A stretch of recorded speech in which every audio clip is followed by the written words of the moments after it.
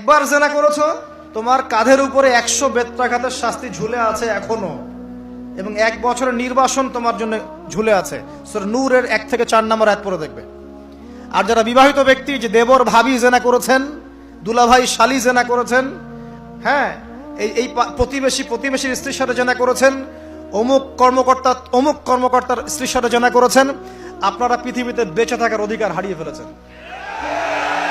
কারণ একজন বিবাহিত ব্যক্তি যদি জেনা করে, তার একটা শাস্তি ইসলামে, সেটা হলো রজম। তাকে কোমর পর্যন্ত মাটিতে পুঁতে ফেলে পাথর নিক্ষেপ করে হত্যা করতে হবে। এটা ইসলামের বিধান। এই বিধান এখন চালু করা যাবে না।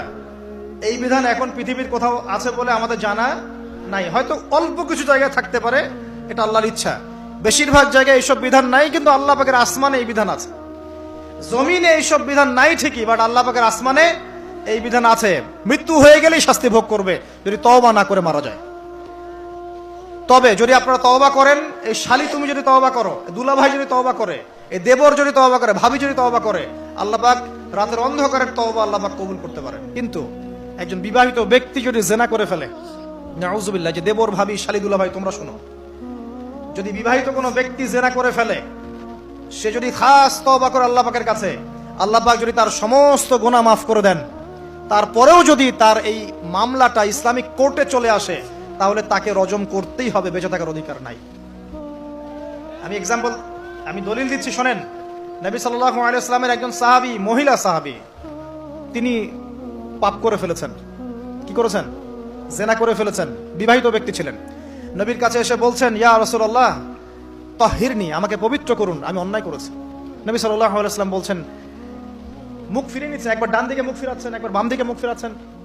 নবী শুনতে যাচ্ছেন না, কারণ এটা কোর্টে চলে আসলেই বিপদ। নবীজি বলছেন, বাসায় যাও, তওবা করো, আল্লাহর কাছে তওবা করো, আল্লাহ মাফ করে দিবে। বাসায় চলে যাও, তওবা করো, আল্লাহ মাফ করে দিবে। সে মহিলা বলছে, না ইয়া রাসূলুল্লাহ, আমি অনেক বড় অন্যায় করেছি, আমাকে পবিত্র করুন। আপনি পবিত্র না করেন তাহলে পরকালে আল্লাহ আমাকে শাস্তি দিবেন, আমাকে পবিত্র করুন।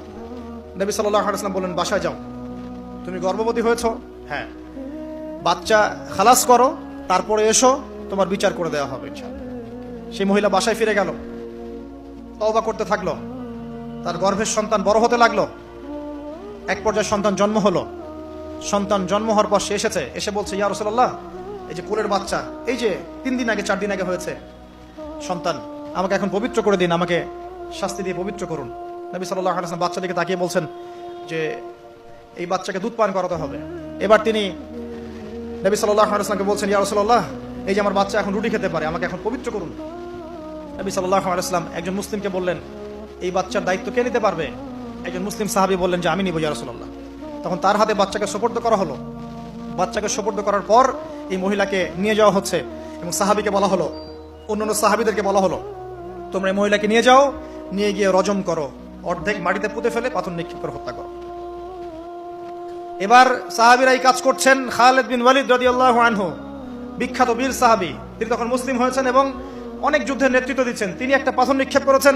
এই নিক্ষিপ্ত পাথরের আঘাতে রক্তের ফিনকি ছিটকে এসে খালিদ বিন ওয়ালিদ রাদিয়াল্লাহু আনহুর এই যে কাপড়ের মধ্যে পড়েছে।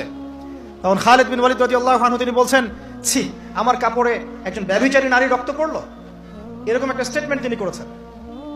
তখন নবী সাল্লাল্লাহু আলাইহি ওয়াসাল্লাম রাগ করে বলেন, এ খালিদ, তুমি থামো, তুমি জানো এই মহিলা অন্যায় করার পর এমন তওবা আল্লাহর কাছে করেছে, এত বেশি তওবা সে আল্লাহর কাছে করেছে, বিগত এই সময়গুলোতে এই তওবা যদি পুরো মদিনাবাসীর মধ্যে ভাগ করে দেওয়া হয় তবুও কম হবে।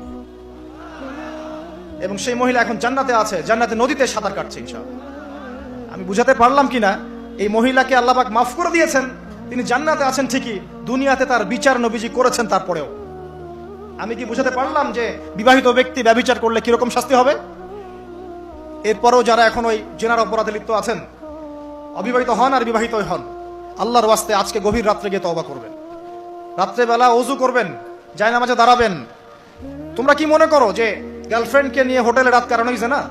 তুমি যে তার হাত ধরে ঘুরছো এটাও জানা, তুমি তার সাথে কফি খাচ্ছ এটাও জানা করছো, তুমি নোট এক্সচেঞ্জ করতে গিয়ে ওর সাথে যে প্রেমের লেটার্স এই করছো এটা জানা করছো, রাত্রেবেলা রাত জেগে কথা বলছো জানা করছো, তুমি ওর দিকে খারাপ নজরে তাকাচ্ছ জানা করছো, তুমি ওর সাথে যা করছো সব